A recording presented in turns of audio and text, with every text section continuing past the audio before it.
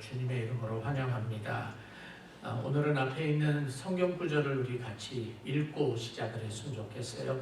우리가 요즘 이사야서를 가지고 설교를 듣고 있는데 목사님들마다 조금씩은 다르겠지만 저는 이사야서 이번 설교를 이사야서 40장 5절을 주제성구로 잡았거든요. 그래서 우리 주제성구를 같이 한번 읽고 우리 하나님 앞에 예배드리도록 했으면 좋겠습니다. 다 같이 한번 읽어볼까요? 시작. 여호와의 영광이 나타나고 모든 육체가 그것을 함께 보리라. 이는 여호와의 입이 말씀하셨느니라. 아멘. 다 같이 기도함으로 하나님 앞에 신령과 진정으로 예배드립니다.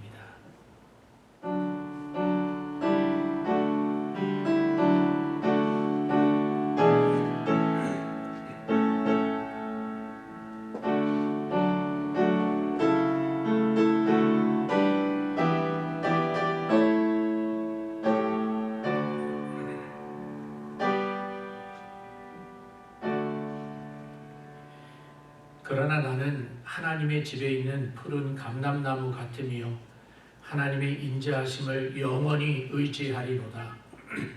주께서 이를 행하셨으므로 내가 영원히 주께 감사하고 주의 이름이 선하심으로 주의 성도 앞에서 내가 주의 이름을 사모하리이다. 아멘. 전능하신 하나님 아버지 감사합니다. 하나님 앞에 나와 예배드릴 수 있는 놀라운 특권을 주심을 감사드립니다. 오직 살아계신 하나님을 향하여 예수 그리스도의 이름으로 성령의 능력으로 하나님 앞에 예배드리오니 하나님이 예배를 받아 주시옵소서. 하나님이 주인 되어 주시옵소서. 하나님 홀로 영광 받아 주시옵소서. 살아계신 예수님의 이름으로 간절히 기도하옵나이다. 아멘. 사도신경으로 신앙을 고백합니다.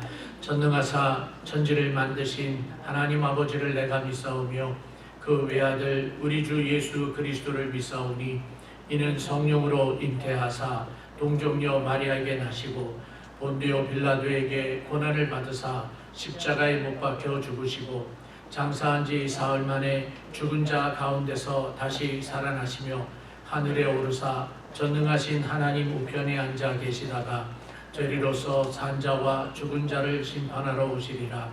성령을 믿사오며 거룩한 공예와 성도가 서로 교통하는 것과 죄를 사하여 주시는 것과 몸이 다시 사는 것과 영원히 사는 것을 믿사옵나이다. 아멘. 우리 같이 일어나서 282장 1절 2절 그리고 4절 6절 찬송합니다.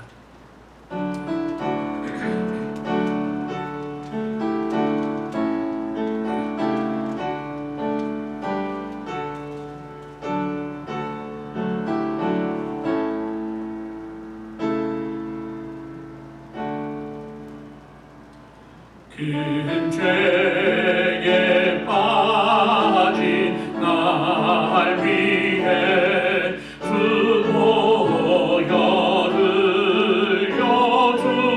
흘려주시고 또 나를 오라 하시니 주께로 거저가니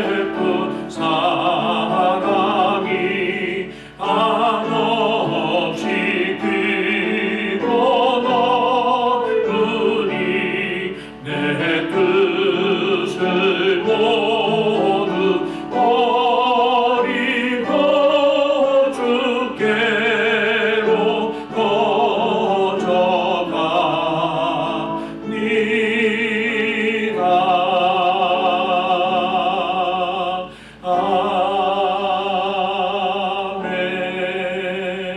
자리에 앉습니다.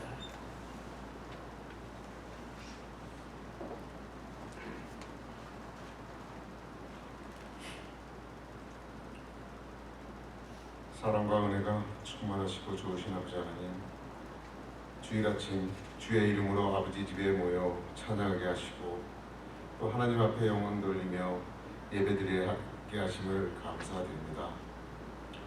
저희 예배가 오직 영과 진리의 말씀 안에서 또 신령과 진정으로 드려지는 예배가 되게 하시어 우리 주님께는 영광을, 그리고 예배를 드리는 우리에겐 커다란 은혜가 될 수 있도록 주님 함께하여 주시옵소서.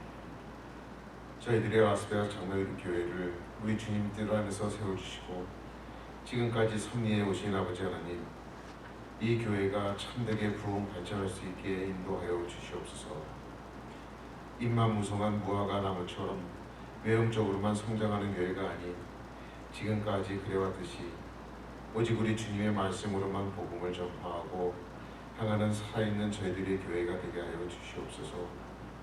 이 재단을 통하여서 우리 주님 앞으로 나온 성도들이 행복에 가득 차서 언제나 하나님을 참되게 경외하고 항상 이웃과 형제를 사랑하는 아름답고 행복한 저희들의 교회가 되게 하여 주시옵소서. 오늘 말씀을 전해주실 목사님을 위하여서도 기도합니다. 코로나로 인하여서 여러 가지 어려운 상황에서도 교회와 성도들을 위하여 애쓰시는 목사님과 항상 동행하여 주시고 붙들어 주시고 또 건강도 지켜 주시옵소서.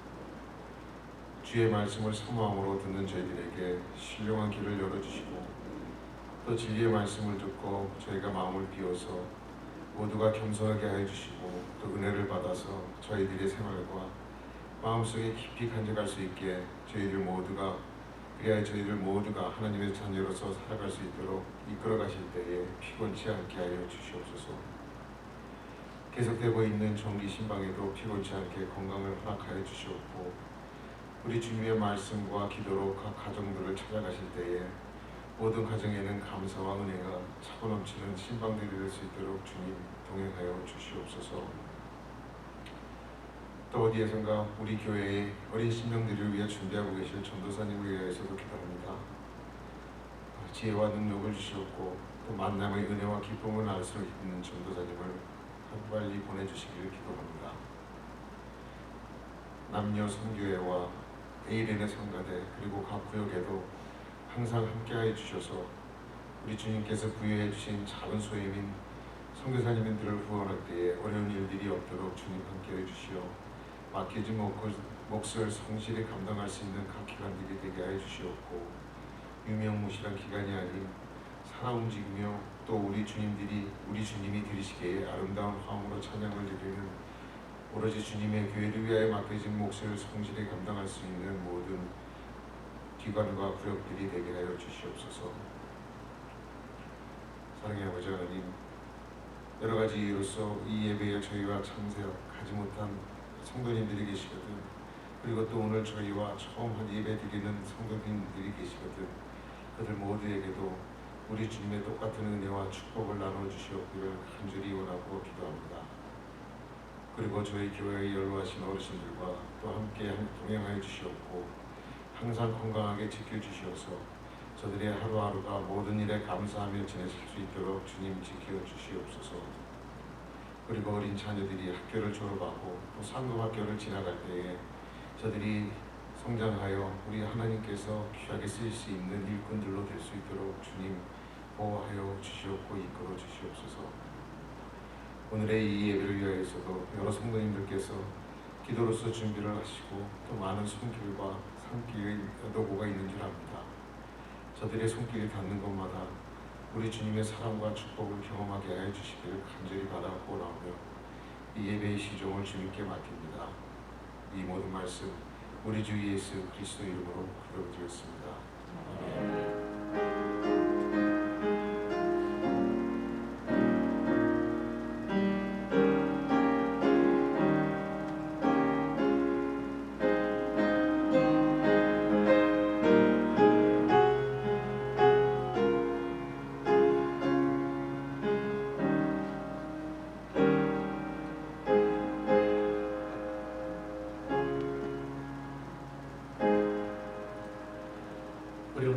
나오신 분이 계세요. 우리 캘리포니아에서 오신 분이 있는데 이쪽에 계세요. 여자분 계시니까 박수로 환영합니다. 잘 오셨습니다.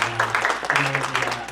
그리고 어저께 저한테 전해주신 분은 안 오신 것 같아요. 지난주에 오셨던 분이시죠. 플로리다에서 오신 분이시죠. 예. 문자로 그냥 코로나 때문이라고 말씀드리기는 너무너무 죄송합니다. 인사도 제대로 못 드렸습니다. 문자를 보내드렸더니 다음 주에 또 뵙겠습니다 하고 오셔서 얼마나 반가웠는지 모릅니다. 이 앞에 오늘 처음 오신 분은 잠깐 이야기를 나눴는데 미션 비에오에서 오셨어요. 여러분 미션 비에오가 어딘지 대충 아시는 분들 계십니까? 얼바인 밑에 레이크 포레스트라고 하는 데가 있고요. 레이크 포레스트 지나면 이제 뭐 미션 비에오, 알리소 비에오 뭐 이렇게 쭉 나와요. 라거나 비치나 동네 좋은 데서 오셨습니다. 더운 데 오셨는데 정착을 잘 하실 줄 믿습니다. 정말 환영하고 반갑고요. 주보에 있는 거 많이 바뀌지 않았어요. 근데 이 코로나 사태가 시작을 하면서 처음에 이제 교회가 문을 닫았었잖아요. 그래서 저는 항상 이렇게 귀담아서 관심 있게 봤던 뉴스 혹은 발표가 뭐였는가 하면 학교는 어떻게 할까? 8월 달에 8월 중순이면 이제 학교를 개학을 할 텐데 학교를 어떻게 할까? 그걸 늘 귀담아 듣고 기다리고 있었는데 처음에 돌아왔던 이야기는 이 교육국에서 일주일에 2번 가도록 하겠다라고 했는데 아마 그것도 안 하는 것 같아요. 그 정도로 이 코로나 사태가 이렇게 줄어들지 않고 있습니다. 언제든지 여러분들 조심해 주시고 또 늘 유념해 주시고 늘 부탁드리고 저도 기도하는 거지만 교회가 욕을 먹지 않도록 항상 청결에 유념해 주시면 정말 고맙겠습니다. 헌금은 헌금함에 넣어주시는 거 잊지 마시고요. 저희 교회에서는 학생들한테 졸업하는 학생들한테 졸업 선물을 7월 마지막 째 주일날 주고 있어요. 근데 상황이 이래서 못 나왔지만 그래도 여러분들이 알려드려야 될 것 같아요. 킬러가드는 우리 스티브 형제 아들이 케일럽 맨날 그 일럽이라고 그래가지고 주부에다가 제가 일럽이라고 쓰려고 그랬어요. 케일럽이에요. 케일럽이 졸업을 했고 중학교는 우리 전은경 자매, 연옥순 권사님의 손녀딸이죠. 전은경 자매 딸 캐서린 미소라고 하는 아이가 졸업을 하고 그리고 남궁 리나인데 남궁 그러면 또 누군지 모르시죠? 혹시 고준현 집사 그러면 아시겠습니까? 고 집사님의 둘째 딸이 중학교를 졸업하고 고등학교는 첫째 딸이 고등학교를 졸업을 했습니다. 여러분 축하해 주시고 기도해 주시면 고맙겠습니다. 목사로서 다른 목사님들도 그러겠지만 저 같은 경우는 이제 지난 2, 3주 계속 이렇게 스트레스를 받고 있는 게 하나가 있는데 게을러질까봐 목사가 게을러질까봐 여러분들한테 잘난 척하기 위해서 드리는 말씀이 아니고 정말 그게 제일 걱정이에요. 하는 일이 별로 예전보다는 많이 줄었으니까 게을러질까봐 걱정인데 그래서 새벽기도는 물론 혼자 나와서 지금 하고 있고요. 그리고 설교는 여러분들한테 보내드리고는 있어요. 그러면서도 성경 공부는 또 해야 되는데 이거 멈추면 안 되는데 라고 하는 그런 게 도전, 불안감 이런 게 좀 있어요. 그래서 만나서 할 수는 없고 그래서 일단 뭐 줌도 있고 그런데 우리 교회 어르신들 중에는 연세가 있으신 분들한테는 줌이 또 익숙지 않으신 분들이 계실 것 같아서 카톡에 우리가 잘 아는 카카오톡에 영상으로 그룹으로 영상을 보는 게 있답니다. 그래서 일단 그걸로 한번 해볼까 그래요. 그래서 돌아오는 목요일 날 저희들이 시범으로 화상 성경 공부를 한 30분 정도 하려고 하니까 원하시는 분은 저한테 신청을 해주셔야 그룹을 하나를 만듭니다. 카톡방을 만들어서 여러분하고 카톡을 할 수 있으니까 수요일까지 좀 미리 알려주시면 제가 카톡방을 만들고 여러분들을 초대하도록 하겠습니다. 선교사님들을 위해서 기도해 주시는 걸 잊지 마시고요. 그리고 우리 이철호 집사님한테는 오늘 기도하신 이철호 집사님에게는 남매가 있는데 둘 다 군인이세요. 둘 다 하나는 공군, 하나는 해군 장교들인데 아들 공군 장교가 지난 수요일 날 독일로 이렇게 근무지를 옮겼어요. 그걸 전출이라고 그러나요? 한국말로 저기 군대랑 갔다 왔고 그게 무슨 말인지 독일로 갔어요. 독일로 갔으니까 여러분들께서 기도해 주시고 우리 한명희 집사님 사위가 군인이고요. 그리고 한상익 집사님 아들이 또 군인이에요. 그래서 군인 가족들 위해서 여러분들이 늘 기도해 주시면 정말 고맙겠습니다. 우리 기도하고 하나님의 말씀 듣도록 하겠습니다. 전능하신 아버지 하나님, 정말 감사합니다. 하나님 앞에 구할 것이 참 많이 있습니다. 특별히 하나님 앞에 구하고 나오는 것은 우리 교회의 자녀들 가운데 학교를 졸업하고 상급학교로 진학하는 자녀들이 있습니다. 케일럽을 기억하시고 미소와 리나 그리고 하나를 기억하여 주셔서 저들이 어느 곳에 가 있든지 하나님의 자녀인 것을 잊지 않게 하여 주시고 하나님 나라를 위하여 잘 준비되는 귀한 일꾼들 되게 하여 주시옵소서. 독일로 근무지를 옮긴 우리 보람이가 있습니다. 하나님 그곳에 가서도 정착을 잘하게 하시고 하나님의 아들로서 부끄러움이 없게 하시고 많은 사람들에게 귀감이 되게 하여 주시옵소서. 뿐만 아니라 우리 교회에 성도들 중에 가족들이 군인인 사람들이 있습니다. 하나님 우리 군인 모든 가족들을 하나님께서 기억하여 주셔서 강건하게 하시고 어려운 일들을 당하지 않게 하여 주시옵소서. 코로나 사태 기간 중에도 이사를 하는 분들이 계십니다. 특별히 이 라스베가스로 들어오시는 이사 오시는 분들이 많이 계시는데 하나님 이 사태 때문에 코로나 때문에 정착하기가 쉽지도 않습니다. 하나님 정착을 잘할 수 있도록 축복하여 주시옵소서. 우리 교회 노약자 어르신들 계십니다. 오래된 질병을 갖고 계신 분들이 있습니다. 암투병을 하고 계시는 분들이 있습니다. 하나님 강건하게 하여 주시옵소서. 능력 가운데 치료하여 주시옵소서. 예배를 위해서 수고하는 많은 사람들이 있습니다. 보이지 아니하는 곳에 청소하시는 분들까지 하나님 일일이 찾아가 주시고 저들에게 하늘의 문을 여줘 주시고 한량없는 은혜로 덮어 주시옵소서. 하나님의 말씀 듣기를 원합니다. 하나님 우리와 함께하여 주시고 하나님 앞에 예물 올려드립니다. 이 예물이 하나님 나라를 위하여 귀하게 쓰임받게 하여 주시옵소서. 살아계신 예수님의 이름으로 간절히 기도하옵나이다. 아멘.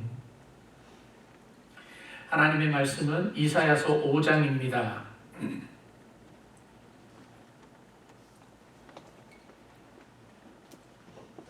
이사야서 5장 18절에서 20절까지 하나님의 말씀 제가 봉독해 드립니다. 하나님의 말씀입니다. 거짓으로 끈을 삼아 죄악을 끌며 수레줄로 함같이 죄악을 끄는 자는 화 있을진저. 그들이 이르기를 그는 자기의 일을 속속히 이루어 우리에게 보게 할 것이며 이스라엘의 거룩한 이는 자기의 계획을 속히 이루어 우리가 알게 할 것이라 하는도다.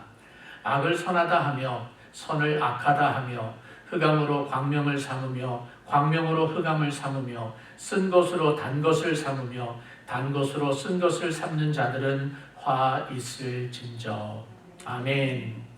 오늘 이 이사야서 5장에 들어와서 8절부터 시작해서 23절까지 화 있을진저라고 하는 말이 6번이 나온다고 그랬어요. 그래서 6번의 화 있을진저를 중심으로 해서 유다와 예루살렘의 사람들이 하나님 앞에 얼마나 못된 모습으로 있었는지를 이사야가 고발하고 있는데 사실은 전체 그림을 놓고 보면 하나님이 마치 하늘의 법정에서 지금 고소장을 이야기를 하고 있고 저들이 이와 같은 일을 막말로 얘기하면 짓을 했습니다라고 목록을 쭉 놓고 이야기하는 부분이다라고 말씀을 드렸어요. 그래서 지난주에는 탐욕스러운 백성들, 방탕하는 백성들 조금 기억나시죠? 그런 이야기를 했고 오늘은 이제 제목은 불신앙의 백성들이라고 했지만 두 개로 나눠서 이야기를 하면 불신앙의 백성들과 진리를 왜곡하는 백성들 이렇게 두 개로 나누어서 함께 생각을 해볼 수 있습니다.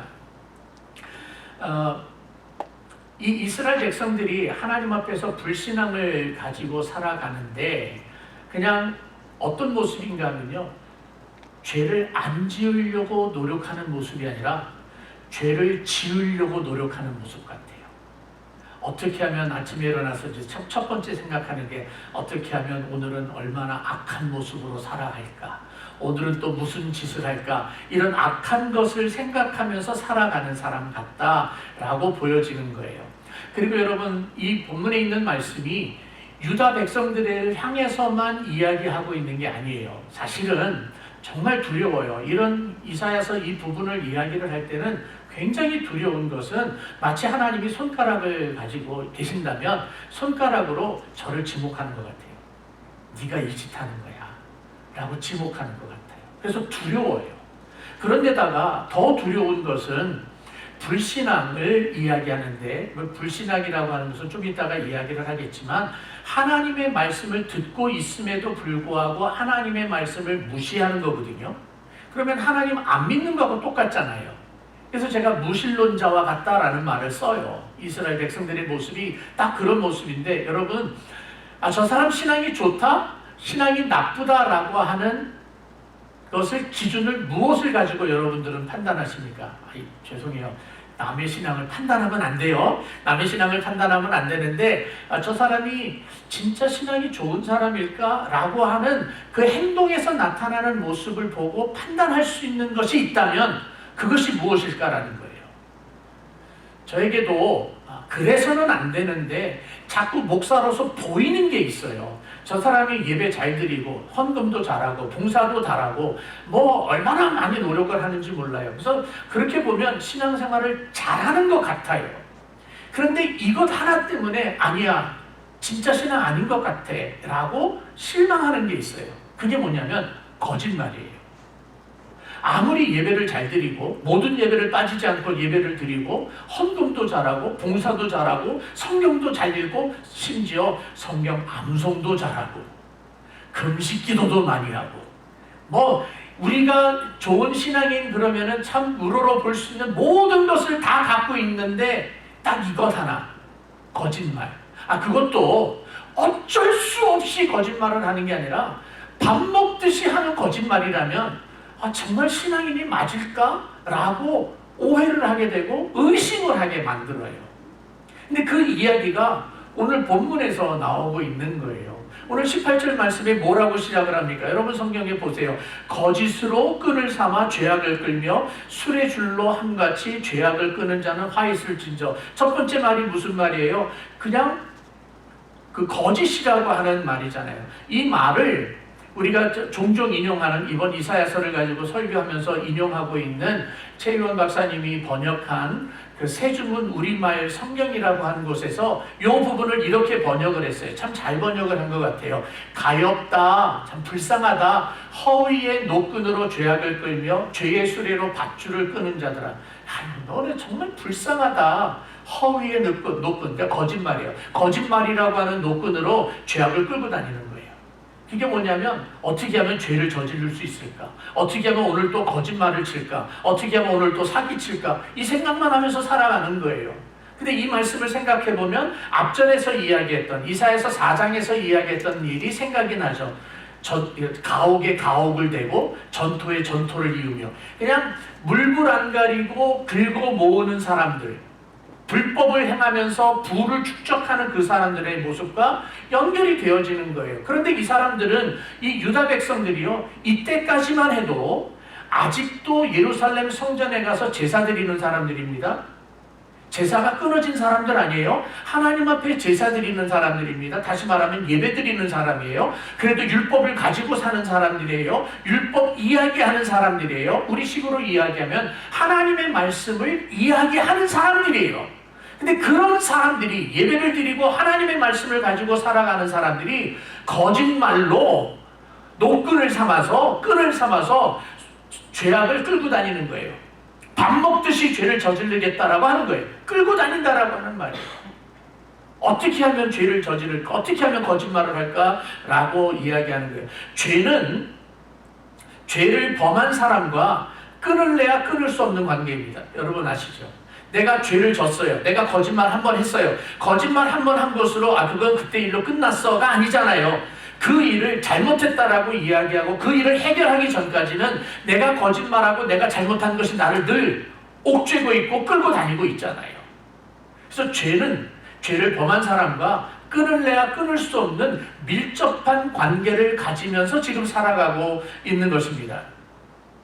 그런데 이렇게 죄를 짓는 이 모습을 잠언에서는 이렇게 이야기를 합니다. 잠언입니다. 5장 22절에 악인은 자기의 악에 걸리며 그 죄의 줄에 매이나니. 다시 말하면 자기가 거짓말을 했는데 그 자기가 거짓말한 것에 자기가 걸려 넘어지는 거예요. 스스로 함정을 파고 스스로 트랩을 만들면서 살아가는 그런 모습이에요.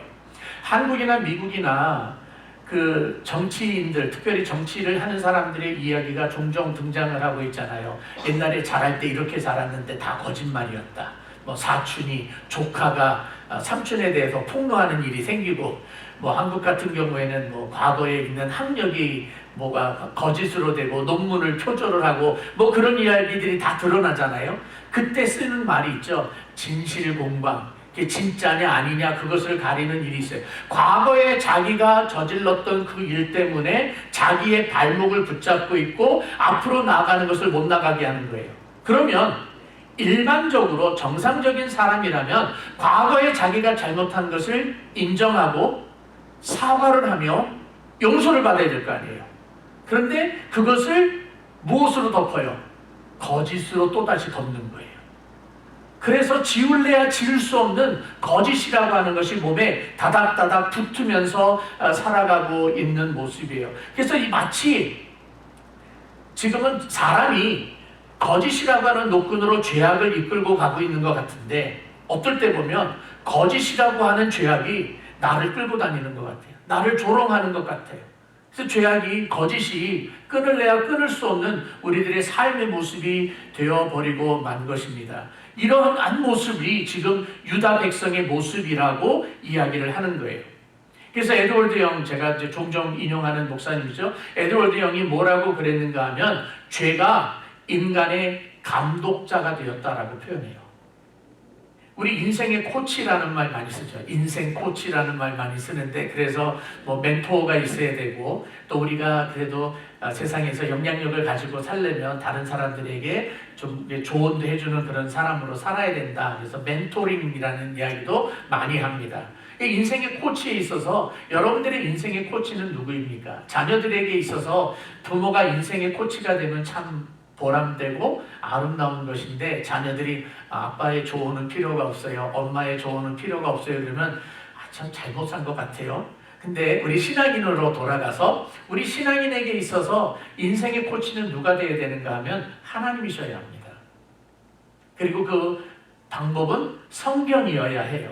그런데 여러분의 인생을 코치하는 것이 죄가 여러분을 코치하고 있다면, 죄악이 여러분들을 이끌어가고 있다면, 사탄이 여러분들을 농락하고 있다면 우리들 너무 비참한 거 아니에요? 결과가 너무 비참한 거예요. 참혹한 모습으로 끝나고 말 것이에요. 처음에 죄악은, 처음에 사탄은 우리들에게 달콤한 것을 제공할 것입니다. 우리들에게 환락을 제공할 것입니다. 우리들에게 편안한 것을 제공할 것입니다. 우리들에게 허황된 것이지만 성공이라고 하는 것을 제공할 것입니다. 하지만 다 거짓말이잖아요. 하지만 하나님은 어떻습니까? 하나님은 우리들에게 내가 거룩하니까 너희도 거룩하라라고 명령하고 계시고, 하나님께서 걸어가셨던 그 길, 하나님의 백성답게 살라고 이야기하시고, 예수님께서 걸어가셨던 그 십자가의 길을 걸어가라고 이야기하고 계시고, 너희 뜻대로 살라고 하지 아니하고 성령님의 인도하심을 받으라고 요구하고 계시잖아요. 그래서 성령을 통하여서 우리에게 해라, 하지 마라 라고 하는 것을 끊임없이 요구하고 있는 거예요. 왜요? 그게 인생 코치니까. 우리들의 삶의 코치를 하나님이 하고 있는 거예요. 그런데 이 유다 백성들은 거짓말이 코치가 돼버리고 만 거예요. 죄악의 코치가 돼버리고 말았어요. 그래서 그들의 입술에서 거짓말만 하면서 살아가고 있는 거예요. 그러니까 아침에 일어나면 오늘은 무슨 거짓말할까? 오늘은 무슨 죄를 저지를까? 이 생각만 하면서 사는 것 같아 보이는 거예요. 근데 오늘 읽었던 이 말씀을 여러분 다시 한번 보세요. 그 18절 말씀만 해도 죄악이라고 하는 말이 2번 반복을 하고 있어요. 죄악이죠. 거짓으로 끈을 삼아 죄악을 끌며 술의 줄로 함과 같이 죄악을 끄는 자는 화가 있을지로다. 뭐 굳이 히브리어 문법 이야기하지 않아도 돼요. 두 번이나 죄악이라고 하는 말을 쓰고 있는 것은 지금 강조하고 있는 거예요. 이 18절 한 구절에서만 죄악이라고 하는 것을 앞뒤로 놓고 있으면서 대칭을 이루고 있는 거예요. 대칭을 이루면서 봐라, 이 정도로 유다가 악한 모습이다, 불경한 모습이다, 불신앙의 모습이다 라고 이야기하는 거예요. 거짓말은 하나님 앞에 불경한 것이고 불신앙의 모습입니다. 불신앙을 이야기하는데 지금 거짓을 이야기하는 것은 하나님 앞에서 우리 성도들도 너무 쉽게 무너지는 잘못 가운데 하나가 거짓말이기 때문에 그래요. 물론 어떤 사람이 그런 이야기를 해요. 선한 거짓말도 있지 않습니까? White lie라고 하는 것도 있지 않습니까? 근데 우리 솔직하게 생각을 해봅시다. 내가 지금 거짓말을 하지 않으면 내 옆에 있는 사람이 죽게 생겼어요. 진짜로 죽게 생겼어요. 내가 거짓말을 하지 않으면 내가 지금 죽을 것 같아요. 그런 상황이 돼서 거짓말을 할 수밖에 없다면 뭐 그럴 수도 있겠다고 하지만 제가 여러분들에게 여쭤보고 싶은 건 이거예요. 여기 어르신들 많이 계시니까 제가 함부로 이야기는 못하겠지만 제가 지금까지 살아오면서 그런 상황에 접해본 적이 없는 것 같아요. 그래도 저도 5학년 8반이니까 이만큼 살아오는 동안에 그런 거짓말을 할 수밖에 없는 상황은 아직은 없었어요. 앞으로도 없을 것 같아요. 그러면 선한 거짓말이라고 하는 것도 논리에 맞지 않는 거예요. 우리들의 생활 속에 적용이 안 되는 거예요.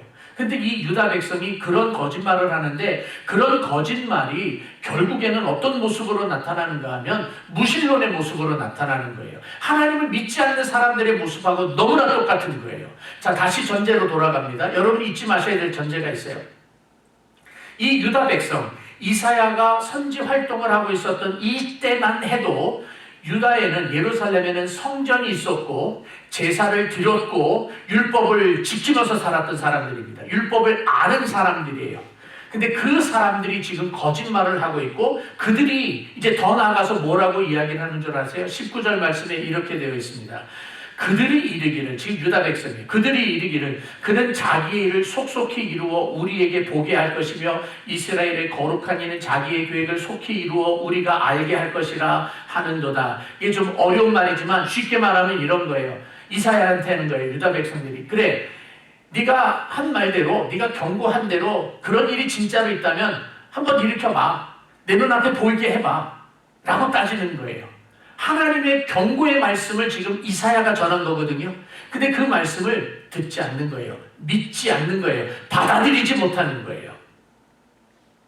마치 어떤 모습인가 하면 그래도 이스라엘 백성들에게는 제사장이 뭔지 압니다. 선지자가 뭔지 압니다. 뭐 따르든 안 따르든 간에 선지자가 뭔지 압니다. 그때 당시 사람들은요, 하나님의 종이라는 걸 아는 거예요. 그 하나님의 종이 하나님의 말씀을 가지고 경고하고 있는데, 야, 그게 진짜라면 지금 당장 일으켜봐 라고 조롱하는 거예요. 이사야님, 제가 너무 몰라서 그러는데요, 한 번만 다시 얘기해 주실래요? 좀 가르쳐 주실래요? 설명해 주실래요? 이 자세가 아니에요. 야, 웃기는 소리 하지 마. 그게 진짜라고? 진짜 하나님의 심판이 있을 거라고? 그럼 당장 일으켜봐. 그럼 내가 믿을게 라고 이야기하는 거예요. 오늘날로 이야기를 하면 제가 이렇게 비교를 해도 될지 모르겠습니다만 비교를 할게요. 제가 단일에 서서 주일날 설교를 합니다. 제가 설교를 하는데 웃기는 소리 하지 마. 그런 소리가 어딨어. 라고 여러분들이 들으시면 안 되는 이유가 하나 있어요. 뭐냐면 정봉필 목사가 공부를 잘했고 똑똑하고 철학적으로 유명하고 그래서 제 말을 들어야 되는 게 아니에요. 여러분들은 정 목사의 이야기를 들을 이유가 하나도 없는 분들이세요. 안 들어도 돼요. 하지만 하나님의 말씀은 들어야 합니다. 비록 부족한 사람이, 비록 보잘것없는 사람이 이 앞에 서서 하나님의 말씀을 증거할 때 그 하나님의 말씀을 가감없이 증거하고 있다면 여러분들은 반드시 들으셔야 합니다. Whether you like it or not. 여러분들이 좋아하든 여러분들이 싫어하든 여러분들이 이해가 되든 여러분들이 이해가 되지 아니하든 그것이 하나님의 말씀이라면 아멘하고 받으셔야 합니다. 그런데 유다 백성은 그렇게 안 한 거예요. 선지자가 외치고 있는데 웃기지 말아라 라고 이야기하는 거예요. 이 19절에 있는 말씀을 그냥 이렇게 의역해봤어요. 제가 이렇게 풀어서 생각을 해봤어요. 앞에 자막이 있습니다. 만일 여호와께서 우리에게 심판을 하시려 한다면, 유다 사람 얘기입니다. 다시요. 만일 여호와께서 우리에게 심판을 하시려 한다면 그 심판을 빨리 오게 해라. 이사야, 당신이 계속해서 말한 것처럼 만일 심판이 있다면 지금 당장이라도 오게 해서 우리로 하여금 보게 하라. 만일 그 심판을 우리 눈으로 본다면 믿을 것이다. 만일 진짜로 심판이 있다면 왜 아무런 일도 없느냐? 라는 말은 조롱이에요. 이사야를 조롱하는 게 아니라 하나님을 향해서 조롱하고 있는 거예요. 마치 예수님을 믿지 않는 사람들이 예수가 구원자라며? 그럼 내 눈앞에 데리고 와봐. 하나님이 계신다며? 그럼 보여줘봐. 라고 예수 안 믿는 사람이 얘기하는 거하고 너무 똑같은 거예요. 그래서 제가 이 유다 사람들의 모습은 무신론자와 같다라고 쓰고 있는 것입니다. 그러면 여러분, 이런 사람들이 죽기 전에 예수님을 믿지 않는다면 어떻게 되겠어요? 영원한 지옥으로 가는 거예요. 영원한 죽음으로 가는 거예요.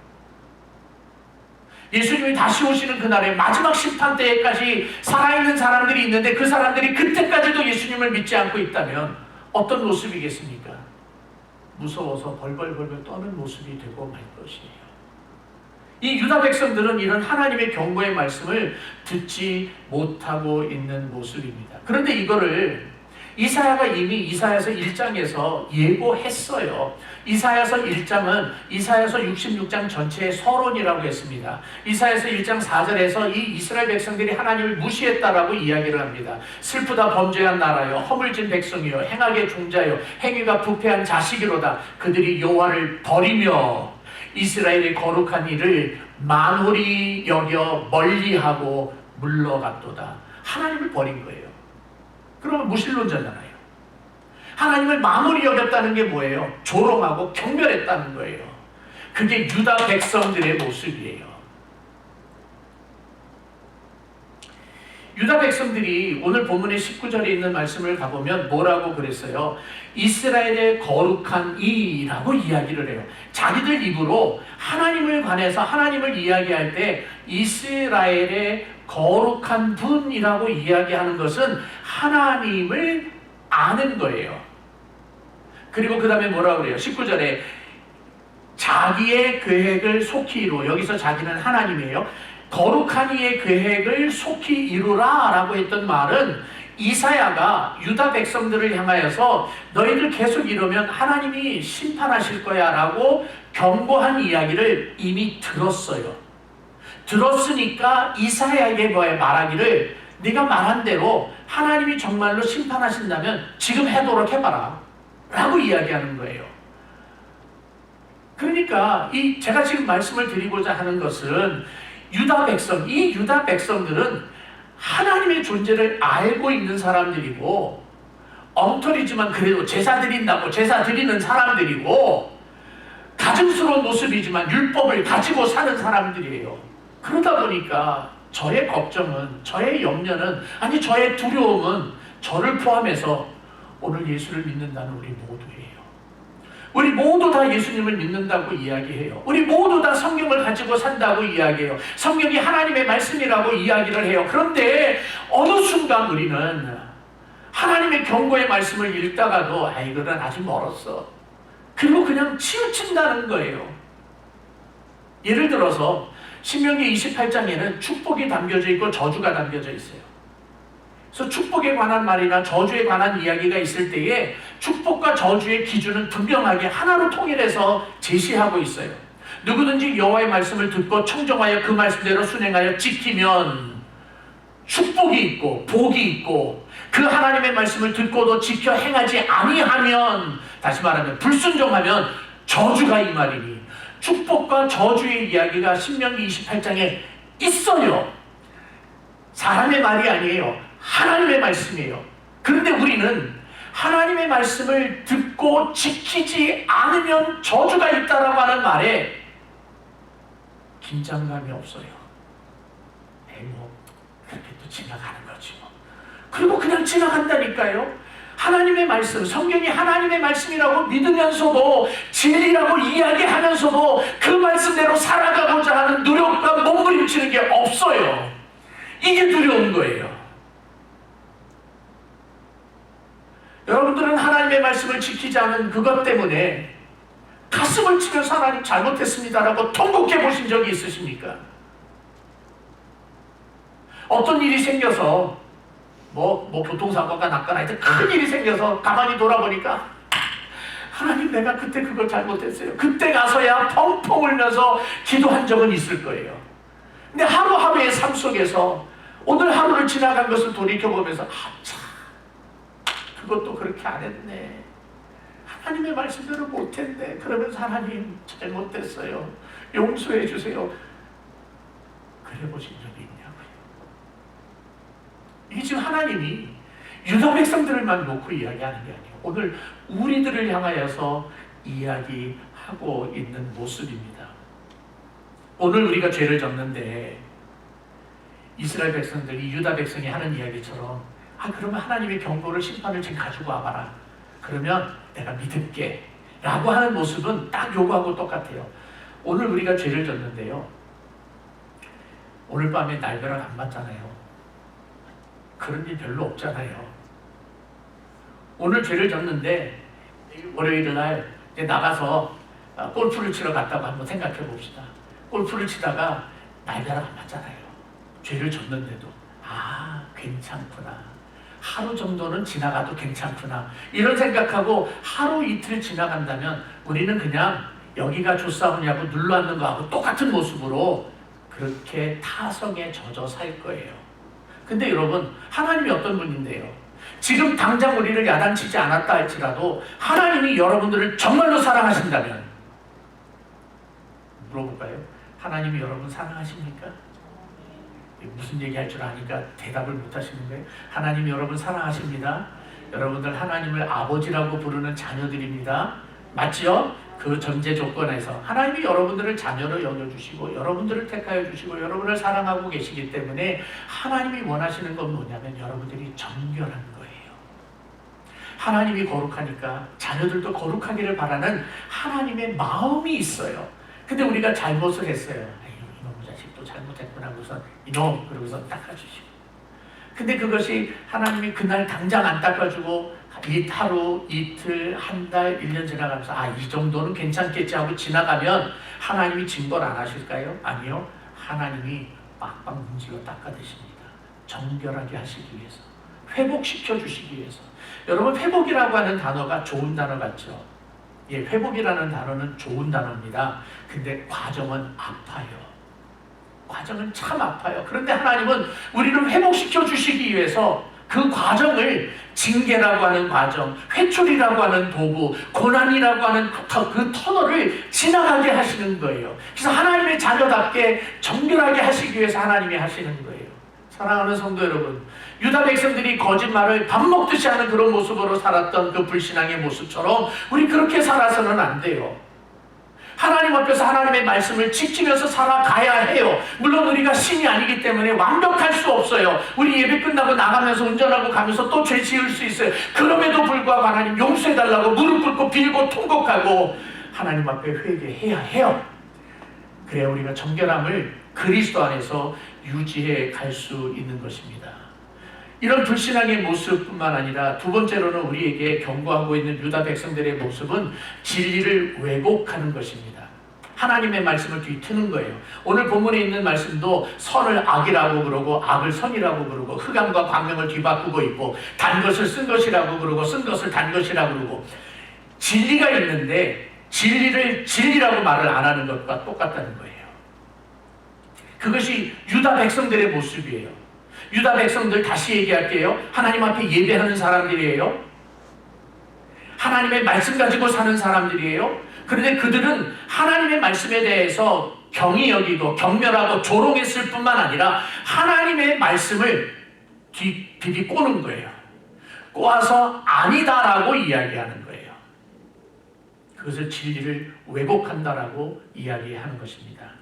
이 진리를 왜곡하는 것은 그거는 목사님 신학자들이 하는 거잖아요. 신학자들한테 얘기하세요. 아니요, 우리들 생활 속에서도 있어요. 우리들 생활 속에서 하나님의 말씀을 하나님의 말씀으로 중앙에 놓고 기준을 삼고 나의 삶을 비춰봐야 되는데, 내 삶을 중앙에다 놓고 하나님의 말씀을 내 필요에 맞는 것만 갖다 적용하는 거예요. 이럴 때는 이 말씀, 저럴 때는 저 말씀으로 이렇게 바꾸고 저렇게 바꾸는 거예요. 이 정도는 괜찮겠지라고 하는 기본적인 생각인 거예요. 자기를 정당화하는 겁니다. 합리화시키는 겁니다. 근데 문제는 거짓말뿐만 아니라 이 종교적인 문제에 있어서도 타협하는 죄악이 있는 거예요. 하나님의 진리를 왜곡하고 있는 거예요. 아주 쉬운 예로 동성애예요. 동성애자가 우리 교회에 와서 예배를 드린다. 여러분 어떻게 하시겠습니까? 들어오지 못하도록 하시겠습니까? 예배 드려야 합니다. 예배 드리러 나온 사람을, 그러니까 교회에게 해코지하거나 무슨 악한 마음을 갖고 오는 거 말고 예배 드리러 올 수 있잖아요. 그럼 예배는 드려야 해요. 하지만 동시에 동성애는 죄라고 가르칠 수 있어야 해요. 우리도 죄인이잖아요. 죄인이 하나님 앞에 나와서 예배 드리는 것에 대해서 뭐라고 말을 못해요. 다만 죄는 죄라고 가르쳐야 돼요. 하지만 그렇다고 해서 태어날 때부터 양성을 가지고 태어나오고, 태어날 때부터 동성애 성향을 가지고 태어나고 성경이 그렇게 가르쳐주고 있지 않아요. 남자가 남자와 더불어서 성관계를 맺고 여자가 여자와 더불어서 성관계를 맺는 것에 대해서 성경이 단 한 구절도 허용하지 않아요. 예배 드려오는 것을 막을 수는 없어요. 오히려 환영해 줘야 돼요. 그리스도의 능력으로, 성령의 능력으로 그가 고침받기를 위해서 기도하면서 그를 품 안아 줘야 해요. 하지만 죄는 죄입니다. 그런데 멋있는 척하느라고 신학자들이 이상한 신학을 갖다 접목을 시키면서 그것도 괜찮다라고 이야기를 하는 것은 옳지 않습니다. 그런 것과 같이 진리를 왜곡하는 또 하나의 모습이 있죠. 기독교만 종교가 아니다. 구원은 다 똑같은 거다. 하나님은 다 동일하신 분이다. 불교를 믿든 이슬람을 믿든 무속 종교를 믿든 뭐를 믿든 간에 하나님은 한 분이다. 뭐를 믿든 간에 제대로만 믿으면 다 구원받을 수 있다. 그것을 종교다원주의라고 이야기하는 겁니다. Religious Universalism이라고 이야기합니다. 그 말은 쉽게 말하면 이런 거예요. 산이 있어요. 산 정상으로 올라가는데 왼쪽 길로 올라가든 오른쪽 길로 올라가든 어떤 트레일러를 타고 가든 상관없다. 정상에 가기만 하면 된다라고 가르치는 거예요. 그런 모습으로 이런 종교도 좋고 저런 종교도 좋고 해서 교회가 온 종교가 함께 모여서 짬뽕이 된 모임이 하나 있습니다. 흔히 이야기하는 WCC입니다. World Church of Council이라고 하는 곳입니다. 거기는 모든 세계 종교가 다 같이 있는 거예요. 욕하지 말자는 거예요. 아니에요, 여러분. 예수님은 그렇게 가르치지 않으셨어요. 예수님은 뭐라고 가르쳐주신가 하면 내가 곧 길이요 진리요 생명이니 나로 말미암지 않고는 아버지께로 올 자가 없느니라. 믿으시면 아멘. 이 말은 쉽게 말하면 이거예요. 예수님만이 구원자라는 거예요. 예수님만이 유일한 구원자라는 거예요. 예수님을 믿지 않으면 영생을 얻지 못해요. 하나님께로 갈 수 없어요. 지옥으로 가는 거예요. 이게 성경이에요. 그런데 하나님의 말씀을 대해서 우습게 여기면, 경히 여기면, 하나님의 경고를 우습게 여기면 그와 같은 하나님의 진리를 비꼬는 거예요. 그렇게 안 해도 돼. 다르게 해도 돼. 다른 종교 믿어도 돼. 아니, 불교학자가 성경을 해석한 게 있어요. 세상의 기독교인들조차도, 이게 녹음이 되니까 욕을 못하겠고, 어떤 그 교회의 지도자라는 분들도 그 불교학자가 쓴 해석한 성경의 이야기가 좋다고 칭찬하고 있고요. 그러고 있는 거예요. 예수님이 마리아와 더불어서 결혼했다고 하지를 않나. 온갖 진리를 왜곡하고 있는 것이 얼마나 많이 있는지 몰라요. 이 백성들이 그랬어요. 유다 백성들이 하나님께서 단 것은 이거고 쓴 것은 이거야. 그런데 이 사람들이 이것을 뒤죽박죽 해놓은 거예요. 하나님께서 공이라고 이야기한 것을 악이라고 이야기하고 하나님께서 악이라고 이야기한 것을 그 사람들이 이것이 진리라고 이야기하는 거예요. 그런 이스라엘 백성들을 향하여서 하나님의 경고의 이야기를 하고 있는 겁니다. 하늘의 법정에서 하나님이 너희들이 이 짓을 했다라고 이야기하는 거예요. 만약에 하나님께서 오늘날 라스베가스에서 참된 교회를 볼 수 있느냐라고 물어보시면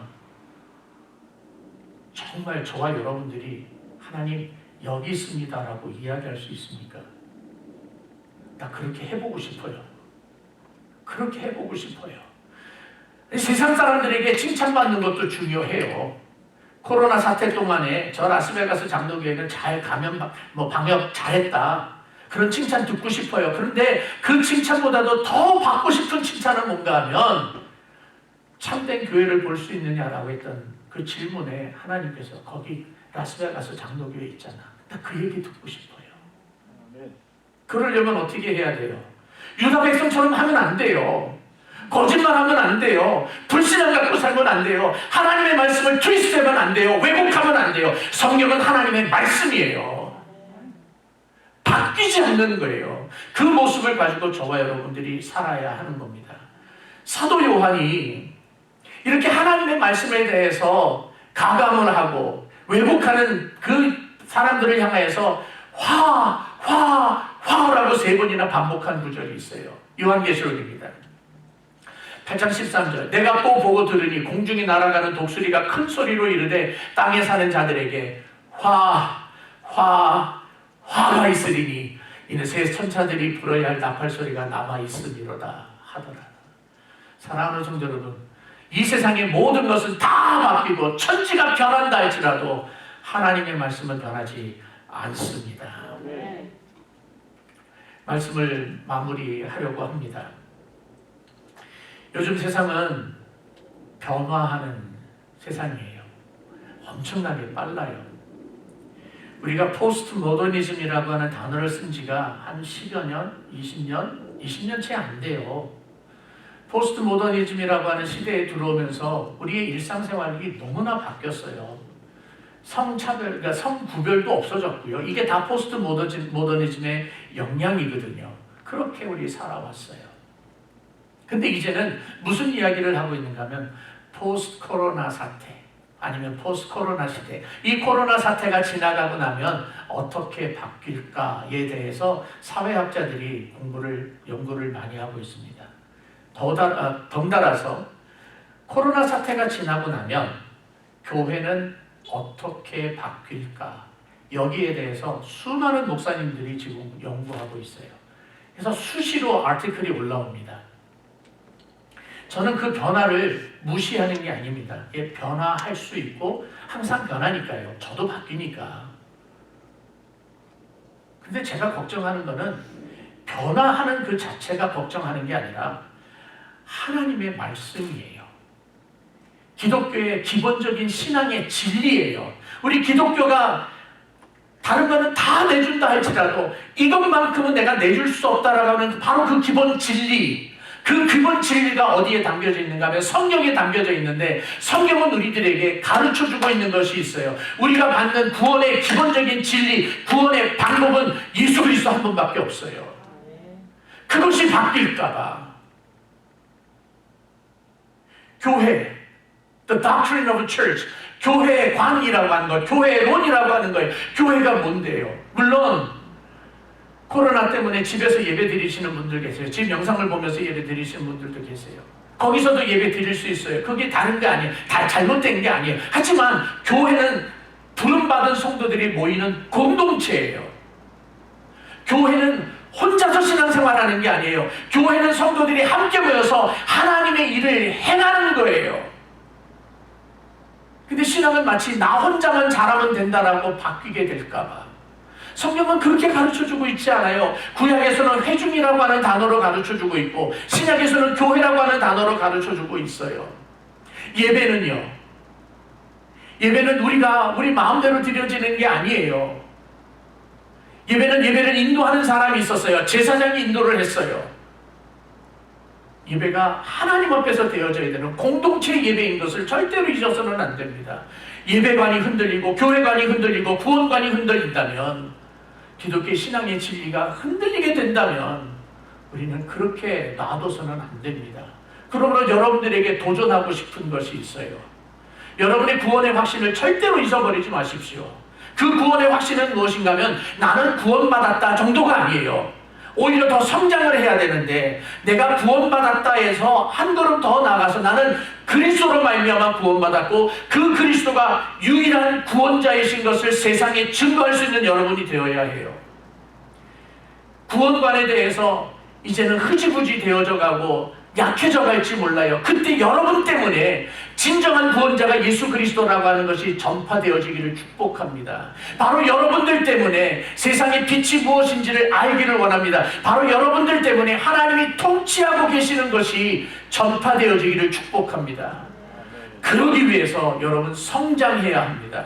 자라나야 합니다. 자라나기 위해서 필요한 게 무엇입니까? 성경입니다. 성경은 66권은 정확하고 무오한 하나님의 말씀입니다. 우리가 이해가 되든 우리가 이해가 되어지지 않든 상관없습니다. 하나님의 말씀입니다.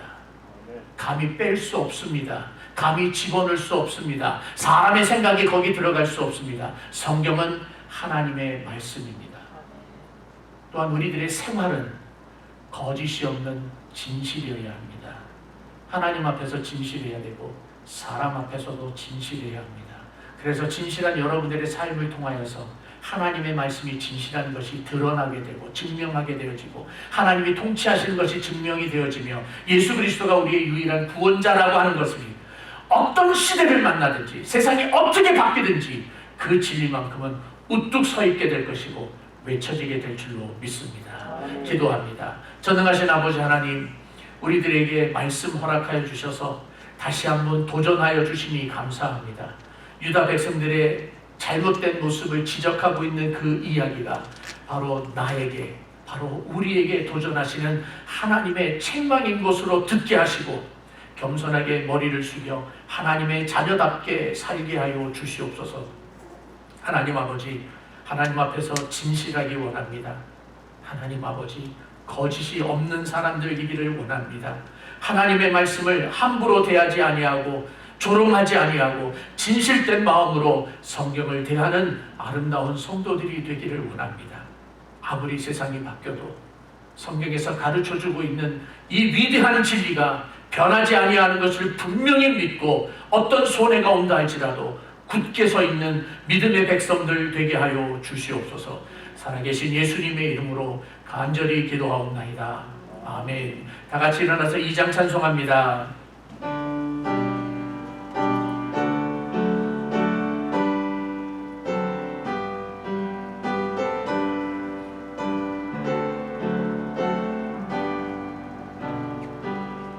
찬양 성부 성자 성령 성삼위님 제께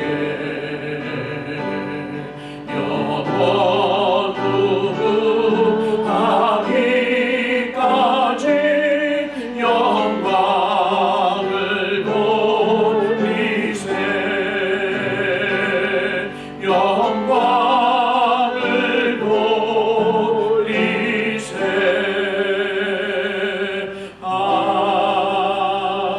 아멘.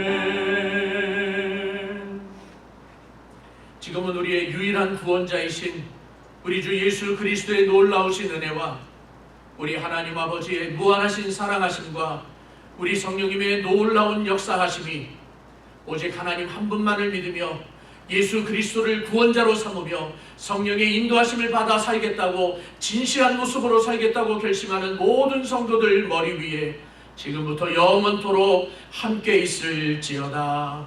아멘.